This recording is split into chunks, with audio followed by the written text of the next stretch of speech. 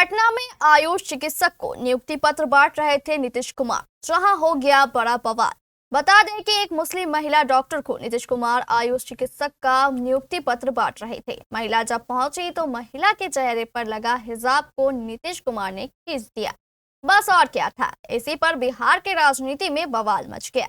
अब बिहार की सियासी गलियारे में तरह तरह की बातें नीतीश कुमार के बारे में होने लगी है। लेकिन नीतीश कुमार की पार्टी के प्रवक्ता ने हिजाब के मसले पर क्या कुछ जवाब दिया है, जेडीयू के प्रवक्ता नवल शर्मा ने, बता रहे हैं पटना संवाददाता अमलेश आनंद। करना चाहते हैं। हमारे साथ नवल शर्मा जी हैं जो प्रखर प्रवक्ता है और हम इनसे जानेंगे कि आखिर ये जो मसला है उनका ध्येय क्या था। नीतीश कुमार के बारे में कहा जाता है कि आज तक एक दाग नहीं लगा, लेकिन अभी जो विपक्ष हमला कर रहे हैं इसके बचाव में क्या कुछ कहेंगे नवल सर? विपक्ष के हमला करने से नीतीश कुमार जी पर दाग लग जाएगा। अगर कोई सर उठाकर सूर्य पर थूकेगा तो थूक उसके मुंह पर गिरेगा। नीतीश कुमार जी का सार्वजनिक जीवन इस बात की गवाह है कि नीतीश कुमार जी ने बिहार में नारी सशक्तिकरण और धार्मिक सौहार्द और धार्मिक सहिष्णुता के क्षेत्र में जो काम किया है उसकी मिसाल भारत के किसी राज्य में नहीं है।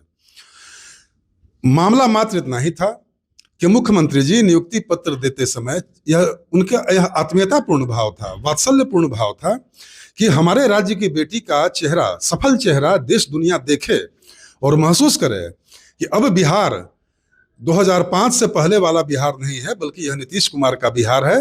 अवसर और नौकरियों वाला बिहार है, जहां बिहार की बच्चियां लड़कों के साथ कदमताल कर रही हैं, उनसे आगे निकल रही हैं, नौकरी प्राप्त कर रही हैं। तो मंशा मात्र इतनी ही थी, यह एक अभिभावक की, यह राज्य के अभिभावक की, जिस तरह घर का अभिभावक घर के बाल बच्चों के नौकरी मिलने पर प्रसन्न होता है, उसी तरह नीतीश कुमार जी एक राज्य का प्रशासनिक प्रमुख होने के साथ साथ राज्य के अभिभावक भी हैं। तो उनकी भी मात्र इतनी ही पवित्र मंशा थी कि बेटी का चेहरा, उस सफल बेटी का चेहरा देश दुनिया और समाज देखे और सीख ले कि नीतीश कुमार जी ने उसी बिहार को किस नए सांचे में ढाल दिया है। विपक्ष उस 1 सेकंड के वीडियो क्लिप को तो दिखा रहा है, लेकिन उस वीडियो क्लिप के पीछे छिपे राज्य के अभिभावक की वात्सल्यपूर्ण मंशा को तो नहीं दिखा रहा है। तो अगर यह नारी सम्मान का मुद्दा है तो जरा विपक्ष को यह भी जवाब देना चाहिए कि राजस्थान में अशोक गहलोत ने तो एक महिला के सर से आंचल खींच लिया था। तो अगर यह नारी सम्मान का मुद्दा उनको लगता है तो फिर दोहरा मापदंड क्यों? तो ये सिलेक्टिव फेमिनिज्म, चयनात्मक नारीवाद नहीं चलेगा। यही विपक्ष का दोहरा चरित्र है, जिसके चलते वह बार बार बिहार में औंधे मुंह गिरता है। सोचिए जरा, नीतीश कुमार जी का पूरा सार्वजनिक जीवन बिहार में बच्चियों का सशक्तिकरण कैसे हो, बिहार में धार्मिक सद्भाव का माहौल कैसे बने। कुछ लोग इसे धार्मिक पहचान से जोड़ रहे हैं। सोचिए जरा, अगर यह धार्मिक पहचान पर हमला होता तो आज बिहार देश में सबसे ज्यादा दंगा मुक्त राज्य है। बिहार सांप्रदायिक सौहार्द की एक अनूठी मिसाल पेश करने वाला देश है। बिहार एक ऐसा देश है जहां घूंघट भी सुरक्षित है और हिजाब भी सुरक्षित है। इसका धार्मिक पहचान से कोई संबंध नहीं है और न इसका कोई संबंध नारी के अपमान से है, क्योंकि नीतीश कुमार जी एक ऐसे मर्यादित राजनेता हैं जो यह मानते हैं कि यत्र नार्यस्तु पूज्यन्ते रमन्ते तत्र देवता। तो विपक्ष को अपनी इस तरह की शर्मनाक चालबाजियों से बाज आने की आवश्यकता है। और इस बार के चुनाव में देश दुनिया ने देखा कि बिहार की नारी शक्ति ने नीतीश कुमार जी पर अपने आशीर्वाद की कैसी प्रचंड बारिश की और विपक्ष किस तरह औंधे मुंह गिरा। तो अगर विपक्ष का यही रवैया रहा तो फिर बिहार से विपक्ष उसी तरह गायब हो जाएगा जिस तरह गधे के सिर से सिंह। नवल सर, लेकिन ये बात विपक्ष के साथ साथ कुछ दर्शक ऐसे भी हैं, कुछ पब्लिक ऐसे भी होंगे जिसके जहन में ये चल रहा होगा कि अगर वात्सल्यता है, अगर पिता या गार्जियन की भूमिका में थे नीतीश कुमार, ये बात बोल के भी, इशारे से भी तो कह सकते थे।